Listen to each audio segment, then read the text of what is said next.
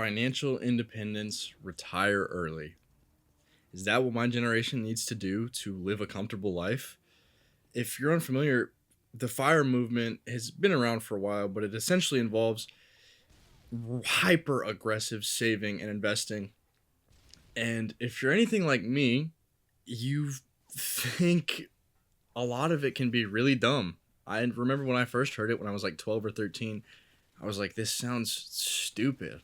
I love being frugal just as much as the next guy. I love saving, I love investing, but to the point where some people take it, some people will save 85, 90% of their income just to retire early. And that's cool and all, especially if you can move to a different country where everything's cheaper. But I feel like setting a goal for 40, 60K a year is not good. I don't want to live that. I that's like a good chunk of money. That's more than I make right now. 40K is double what I make right now. 60K, well, triple.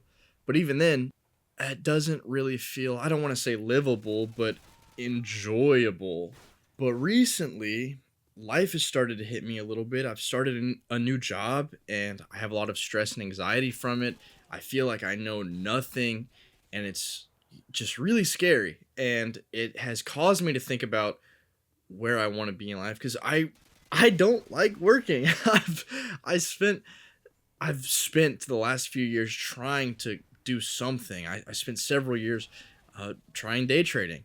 That kind of kicked my ass, but it's brought me here. And all that to say, I don't want to work a job for my entire life. And that's what really led me to dividend investing because I want my assets to cover my expenses. I want passive income. I want to be able to do whatever I want, whenever the hell I want. All that to say, FIRE seems so much more vindicated now in my eyes. And while I never really saw myself as this whole FIRE movement, I guess you could say enjoyer when I was younger, I, as a byproduct, I guess you could say, of my situation and my goals, I basically am part of the movement now. I save and invest the majority of my income, and I do it all in, again, dividend growth stocks in an effort to have my assets slowly pay for my expenses. While all the numbers have been very, very scary, I think it's good to have context. So a lot of people like to use the 25x rule, where you basically take your estimated living expenses that you want to live on and you multiply that by 25, and that is the account value you need to live off of your expenses. That's more or less the gist of most of the FIRE movement. If you wanted to live on 60K, you would need 1.5 million. I just hit a major milestone in my portfolio and I feel like I'm ahead for most people my age, but I still feel like I'm at the bottom of this freaking mountain that I need to climb. And again, it's scary, but if this is what I have to do to be able to live the life I want, it's gonna suck. But I I guess it kind of, I don't even want to say fires me up because I still don't really want to work, but I guess I enjoy having a set goal that is clear that I am working towards. But again, I think it's good to have context, so I encourage you learn a little bit more about the FIRE movement. They have a major subreddit on Reddit. Try to find your FIRE number and just put numbers in your head so you have a better idea of what you're getting into. Again, it's gonna be really scary. I'm looking at my numbers right now. If I can average about $1,200 a month contributing to my portfolio with around the stats that I've been averaging, it'll still take me a really long time, even with dividend growth companies that I love. After 30 years, I will only be making 48,000 in annual dividends. So I already know I'm gonna need to find a way to really ramp up the amount of money that I make so I can invest a lot more, and or try to find some other streams of income as well. Hopefully I can start making some money off YouTube at some point. That'll really help a lot. Maybe I'll get into some real estate investments. That one I'm a bit iffy on, but again, give yourself context. This video, I really just wanted to talk a little bit about my situation and kind of my plans for the future, but I'd like you to actually get something out of it instead of me just talking. So again, do these numbers yourself. Find your fire numbers.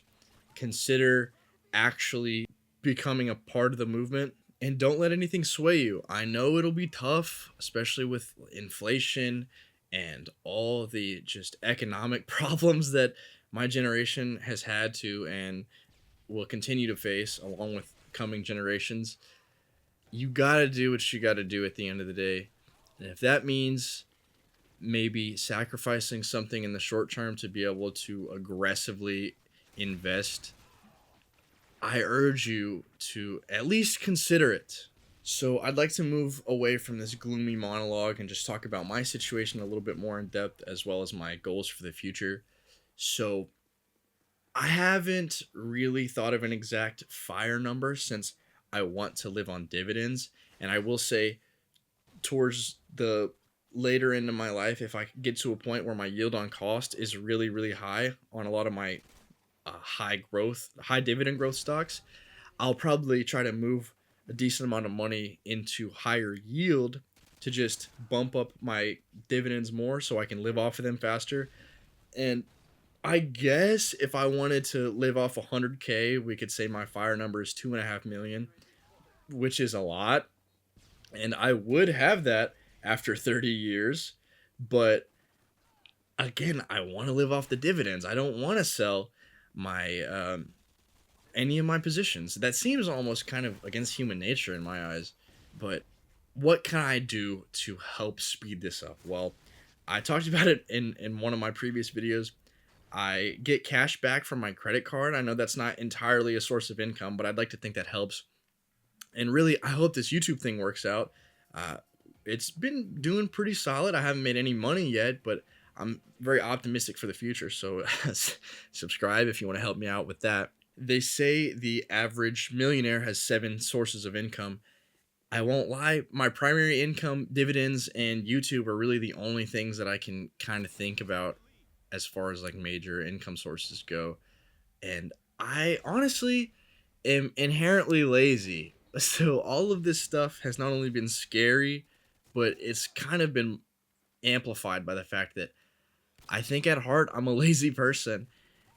But I actually use that to try to fuel me, and I encourage you to do the same. I want to be able to not do anything. So what am I doing right now? I'm trying my best to work fairly hard in order to get to that point where I don't have to do anything as fast as possible. So try not to be intimidated by the large numbers.